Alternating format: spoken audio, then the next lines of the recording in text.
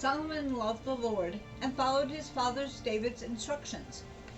But Solomon also offered sacrifices and burned incense at the shrines. The most important shrine was in Gibeon, and Solomon had offered more than 1,000 sacrifices on that altar. One night, while Solomon was at Gibeon, the Lord God appeared to him in a dream and said,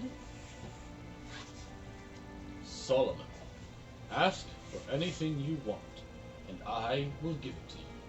Solomon answered, My father David, your servant, was honest and did what you commanded. You were always loyal to him, and you gave him a son who is now king. Lord God, I am your servant, and you made me king in my father's place, but I am very young and know so little about being a leader. And now I must rule your chosen people, even though there are too many of them to count. Please make me wise and teach me the difference between right and wrong. Then I'll know how to rule your people. If you don't, there is no way I could rule this great nation of yours. God said, Solomon, I'm pleased that you asked for this. You could have asked to live a long time, or to be rich, or you could have asked for your enemies to be destroyed. Instead, you asked for wisdom to make right decisions. So I'll make you wiser than anyone who has ever lived or ever will live. I'll also give you what you didn't ask for. You'll be rich and respected as long as you live, and you'll be greater than any other king. If you obey me and follow my commands, as your father David did, I'll let you live a long time. Solomon woke up and realized that God had spoken to him in the dream. He then went back to Jerusalem and stood in front of the sacred chest, where he offered sacrifices to please the Lord and sacrifices to ask his blessing. Then Solomon gave a feast for his officials. One day, 2 women came to the king Solomon, and one of them said, Majesty, this woman and I live in the same house. Not long ago, my baby was born at home. 3 days later, her baby was born. Nobody else was there with us. One night, while we were all asleep, she rolled over on her baby and he died.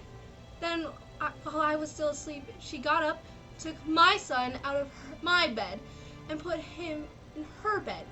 Then, she put her dead baby next to me. In the morning, when I got up to feed my son, I saw that he was dead. But when I looked at him in the light, I knew he wasn't my son.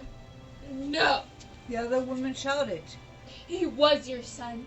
My baby is still alive. The dead baby is yours. The first woman yelled. Mine is alive. They argued back and forth in front of Solomon, This is my child. Yours is dead. until finally he said, Both of you say this live baby is yours. Someone bring me a sword. A sword was brought, and Solomon ordered, Cut the baby in half. That way each of you can have part of it. Please, don't kill my son! The baby's mother screamed. Your Majesty, I love him very much, but give him to her. Just don't kill him. The other woman shouted. Go ahead and cut him in half. Then neither of us will have the baby.